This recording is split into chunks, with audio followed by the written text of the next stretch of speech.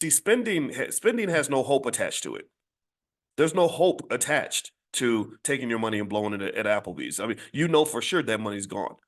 But at least with investing, there's hope. There's this chance. Maybe that $1,000 stock is gonna become an Nvidia or an Apple or something like that. Maybe that thousand will turn into 1,400, 1,500, 2,000. You're giving life to your money.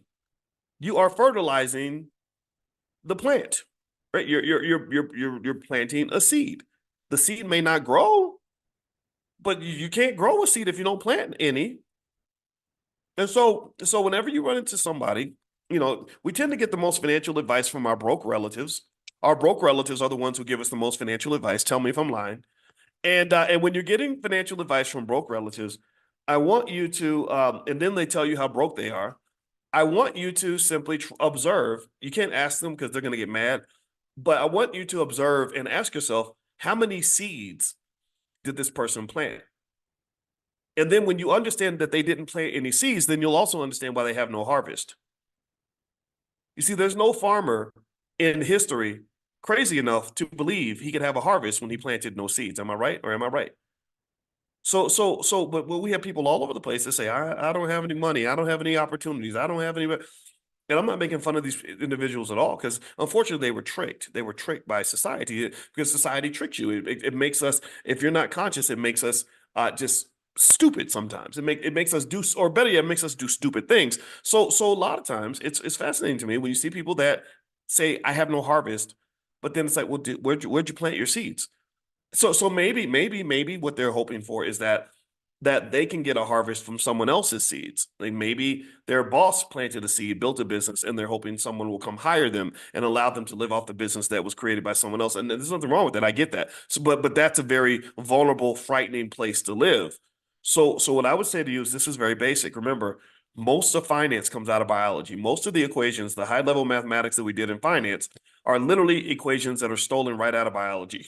Everything's taken from biology. We're like Dr. Dre with music.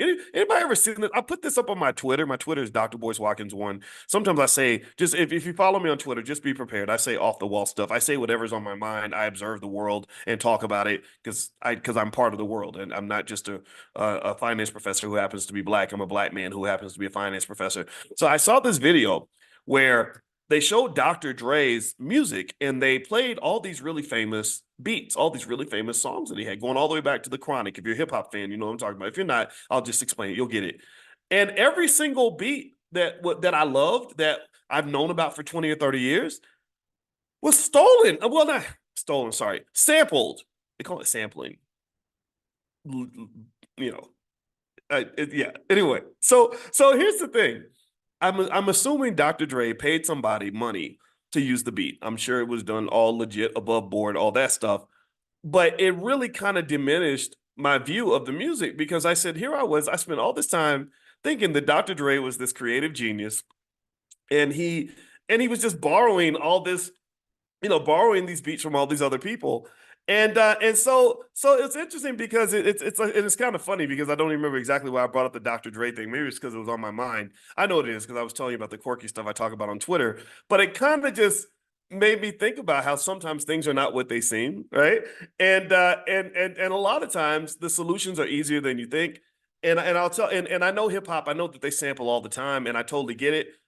But I kind of think that there's a difference between someone who samples a lot versus someone who sits there and comes up with the original creative idea, right? But then again, though, the interesting thing, now if you want to parallel this to business, is that maybe one way to sort of take that quirky Dr. Dre conversation that I just shared with you and apply it to business is to understand something. And this is actually going into our slides today. So there's a connection here, in that a lot of people think that in order to own a business, you have to create a business and run a business.